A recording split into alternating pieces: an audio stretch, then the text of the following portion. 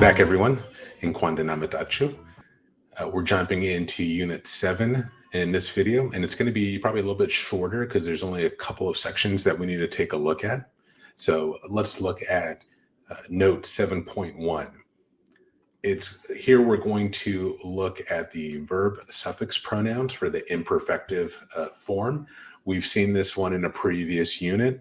Now we're going to attach the suffix pronouns. And again, just as a reference, go back to Unit 3, Note 3.2.1 to get a refresher on the verb suffix pronouns. But remember that these are suffixes that get attached to the end of the verb, and they are, in a sense, pronouns that indicate a direct or indirect object. So you get those three parts there: verb, suffix, pronoun. And that's the form that, or that's the purpose that it performs. And what you see here, especially in these examples, these first three that they give us, amasakano talo, ete koalo, excuse me, and ishi asayo talo.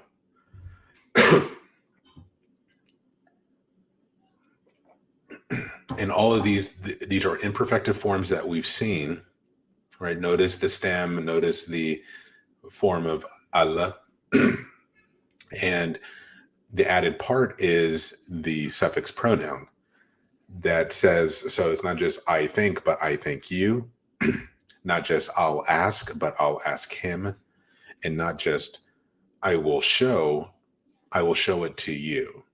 So you see that there's a direct or indirect object added in here. And that's the part that we're looking at today. It's pretty straightforward. So if you remember those verb suffix pronouns, just remember that the form that it's going to take here is that you're going to have the prefix at the beginning, depending on the person and number and the gender. You're going to have the stem of the verb that indicates the meaning. And then that third piece is going to be the verb suffix pronoun. And then the final part is the form of Allah.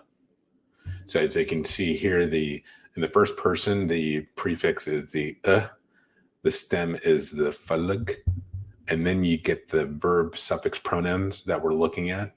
And then the fourth part is the form of Allah. So think of it as like that kind of formula. When you want to put together an imperfective verb form, you got those four parts of the verb. The verb forms are there in the table, and so you can just go through it and see how, and it makes it really easy because it has all the first person forms, and then you can just see how they change for each person on the direct object side, whether it's first person, second person, third person, masculine or feminine. A couple of things to note is that in the second person feminine, you have the E sound right after the stem and right before the verb suffix pronoun. And remember that separates it from that second person masculine. So like tefalaginyala, tefalaginyalish, slight difference there. The other thing to note is that in the second and third person plural forms, you'll see that oo sound after the stem, tefalagu. In the third person, yefalagu. So that is your dead giveaway. Whenever you're reading these verbs, that's going to be the telltale sign that you're dealing with a plural form, second person or third person. The second person, you get that t prefix that indicates second person. And then for the third person, it's really helpful to hone in on that, because otherwise it looks very similar to the third person singular form, third person singular masculine, which both end in al in that prefix or a suffix, and then you have that same y prefix. So just like in the third person masculine, you have yifalaginyal, he wants me, And the third person plural, it's ifalagunyal. They want me. So you got to be, so that oo sound is what lets you know that you're dealing with a third person form as opposed to a third person plural form as opposed to a third person masculine. So that covers it for 7.1. Now let's look at 7.2. Again, sticking with verbs, but here we're looking at verb forms that indicate ownership. And one thing to note, I may have mentioned this before, but in Amharic, there's no direct way of indicating ownership.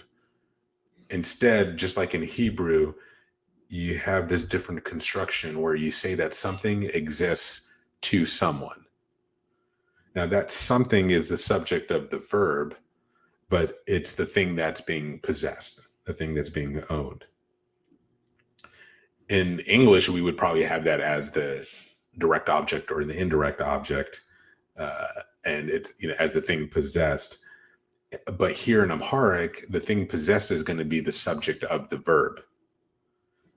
Now, the confusing thing about this is that usually, at least especially for those of us who are English speakers, the subject of the verb is usually the subject of the sentence. And so it's easy, especially in the active voice, to keep those straight. And so as you're kind of translating back from Amharic, you got to kind of switch modes or kind of reverse roles, because in Amharic, when you're seeing the subject of the verb, you have to remember that in English, it's the thing that's being possessed. So think of it as I own the car versus the car is owned by me. In that latter sentence, the car is the subject of the verb, but it's the thing that's being possessed.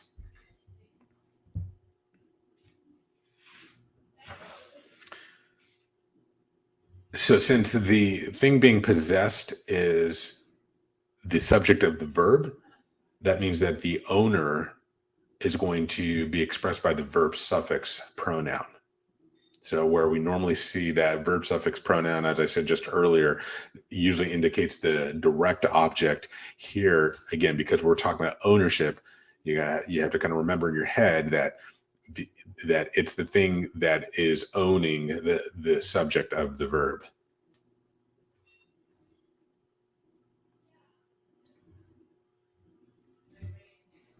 And they're going to be different forms for masculine, feminine, and then plural.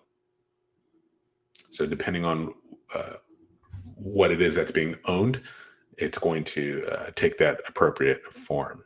So to look at the example, let's look at the first sentence there. Beit nabarin. Beit is the subject of the verb. It's the thing that's being owned. And nabara is the verb form there with a first person singular verb suffix pronoun. So that's the direct object of the sentence. But that indicates, because it's first person, that's going to be I, not me. And so that's where it can potentially get kind of confusing. So again, the house exists to me or existed to me. And so we would translate that idiomatically as I had a house. Betoch naburun. That houses existed to me. I had houses. So again, the thing being possessed is the subject of the verb, and the verb suffix pronoun indicates who is owning it, who is the owner. And that covers it for Unit 7. And thanks for watching this video. And next up, Unit 8.